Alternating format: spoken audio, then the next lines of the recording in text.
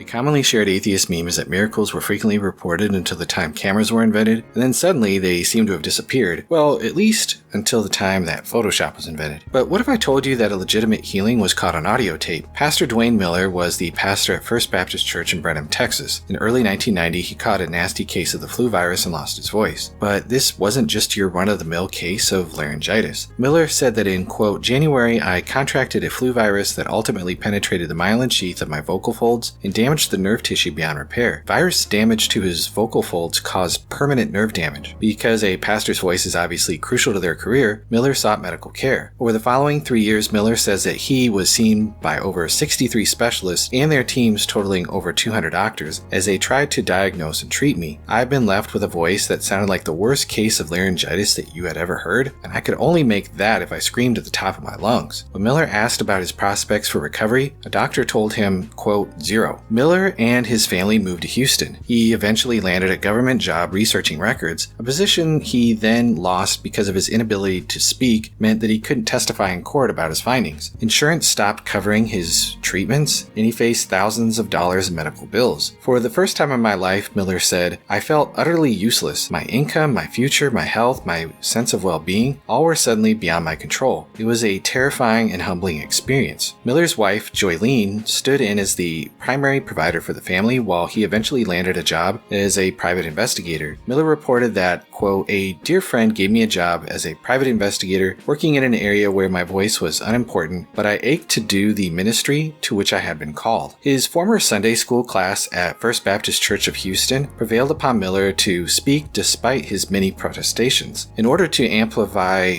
Miller's hoarse, croaky voice, they used a special microphone. Out of the love and honor that they had for Miller, class agreed to endure the grating sound of his voice. Recalling the events, Miller said, quote, in April 1992, the teacher of the catacombs, which is the name of the Sunday school class, had to take some time away for personal reasons. Our directors asked if I would fill in while a permanent replacement was sought. I protested that I was too hard to understand, which was met with, well, listen really carefully. I have come to understand that they asked not because I was such a profound teacher, but because they loved me so much and knew desperately that I needed to teach. On January 17, 1993, Dwayne was scheduled to teach through Psalm 103, which was the curriculum assigned from the Bible book series. Continuing his testimony, Miller recalls how he felt after reading the third verse, which says, who forgives all your sins and heals all your diseases. Dwayne said, but when I began to talk about healing, my words were, I still believe God heals, while my thoughts were, but why not me? I moved through that discussion as honestly as I could and began my third thought. He redeems my life from the pit. I began my discourse. I have had, and you have had, in times past, pit experiences. On the word pit, pressure that had been in my throat for 3 years was gone, as if someone had removed their hand from choking me. I continued, startled, saying, we have all had times when our life seemed to be in the pit, in a grave, and we didn't have an answer for the pit we find ourselves in. While I was speaking, I was swallowing choke-free, and I'll never forget my thought, is this what I think it is? As it turns out, it was. Pastor Miller was completely healed, and in the following days, doctors confirmed that his voice had been totally restored. Doctors couldn't find any evidence that he had ever had a problem. What's astonishing about this story is the whole thing was recorded. Let's take a listen.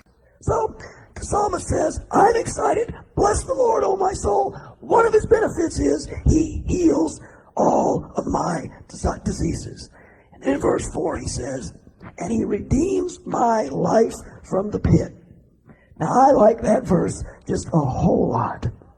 I have had, and you have had in times past, pit experiences. We've all had times when our life seemed to be in a pit, in a grave.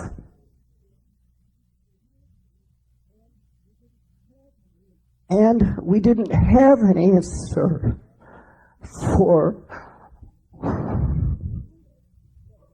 the pit we find ourselves in.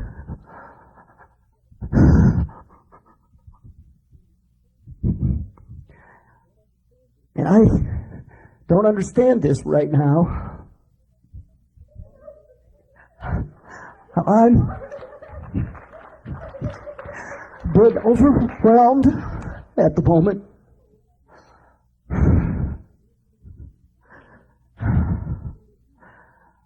I'm not quite sure what to say or do.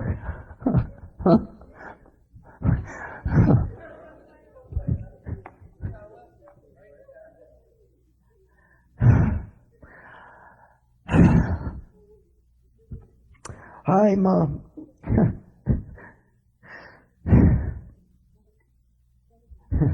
sounds funny to say at a loss for words.